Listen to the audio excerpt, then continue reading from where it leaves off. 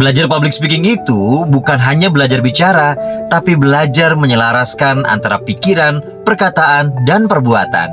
Banyak sekali orang berpikir ketika belajar mengenai public speaking, mereka cukup belajar berbicara dan berlatih, dan mereka akan bisa. Padahal lebih daripada itu, belajar public speaking itu adalah belajar tentang bagaimana diri kita, bagaimana kita mampu menyelaraskan antara pikiran, perkataan, dan perbuatan. Semua bagian dari public speaking akan diawali dari pikiran.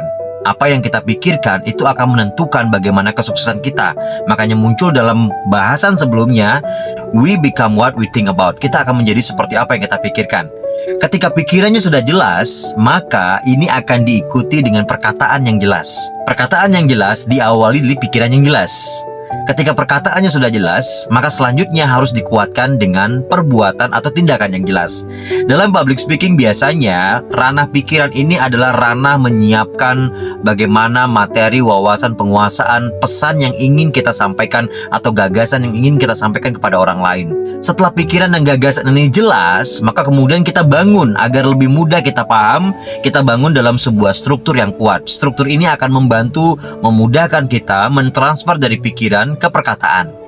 Namun ingat, selain memikirkan tentang ide dan gagasan, di satu sisi kita juga harus memikirkan tentang bagaimana kita menguatkan penampilan kita. Mau tidak mau, kita harus menyadari ada inner critic dalam diri kita, dalam pikiran kita, yang selalu akan mengkritik kita.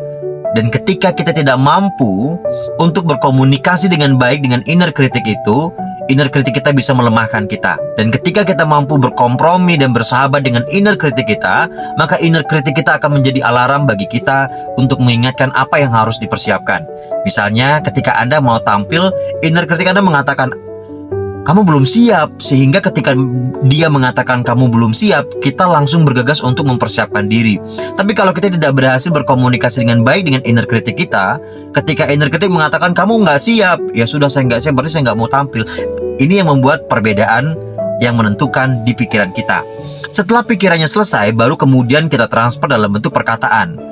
Biasanya orang yang berpikirnya jelas, maka kata-katanya jelas. Namun, kelemahan dalam public speaking, perkataan yang jelas jika tidak ditunjang dengan perbuatan atau tindakan yang jelas, maka pesan Anda tidak akan menjadi kuat. Bagaimana itu wujudnya? Dan ini diwujudkan dalam bentuk gestur dan juga body language. Maka pesan Anda jika selaras dengan tindakan atau body language Anda, itu yang akan menguatkan apa yang Anda lakukan atau apa yang Anda sampaikan dalam penampilan Anda di depan audiens. Bahasan atau ringkasan ini oleh Aristoteles diringkas menjadi ethos, pathos, dan logos. Sebenarnya ethos, pathos, logos ini berhubungan dengan bagaimana menyelaraskan antara pikiran, perkataan, dan perbuatan. Ketika berpikir, kita ingin memastikan bahwa logos kita, materi kita, itu secara logika dapat diterima oleh audiens kita. Ketika kita mengatakan, disentuh dengan unsur emosi, maka di sana ada pathos. Ada unsur emosi, kita ingin membuat keterhubungan dengan audiens kita. Ketika disertai dan dikuatkan dengan tindakan atau body language kita sedang membentuk ethos, ada kredibilitas di bagian itu. Sehingga ini yang perlu kita sadari, bahwa belajar public speaking itu bukan hanya tentang belajar berbicara di depan umum. Namun lebih daripada itu, kita belajar menyelaraskan antara pikiran, perkataan, dan perbuatan kita. Selamat mencoba dan selamat berlatih. Speak more and confidence. I'm ready. Sampai jumpa.